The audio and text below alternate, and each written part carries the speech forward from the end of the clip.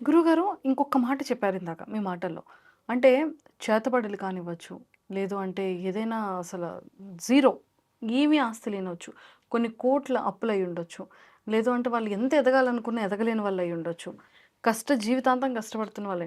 ఇలాంటి వాళ్ళందరికీ కూడా అంటే దేన్ని చూసి ఈ అదృష్ట రత్నం అనేది ఇవ్వడం జరుగుతుంది? అంటే వాళ్ళ డేట్ ఆఫ్ బర్త్ ఉండాలా? లేకపోతే నక్షత్రాలు, రాశులు ఉండాలా? 13 సంవత్సరాల లోపు వాళ్ళకి మాత్రం డేట్ ఆఫ్ బర్త్ కంపల్సరీ అవసరమా?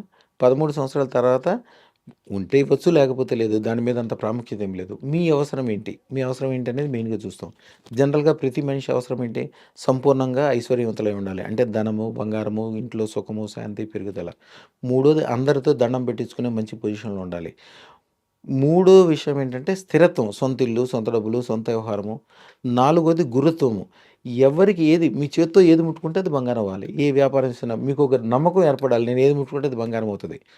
ఐదోది అసలు లక్షణం. పొద్దున్నే లేస్తే నృత్యం ఆడటం. నృత్యం ఆడటం ఏంటంటే ఆనందం, ఆహ్లాదం. అంటే మీకంటే ఎంత కంప్లీట్‌గా ఒక మనశ్శాంతి. అట్లాగా ఆరోగ్యం గాని, డబ్బు గాని, స్థిరత్వం గాని, పెరుగుదల గాని అదృష్టం పెట్టుకున్న అప్పటికప్పుడే.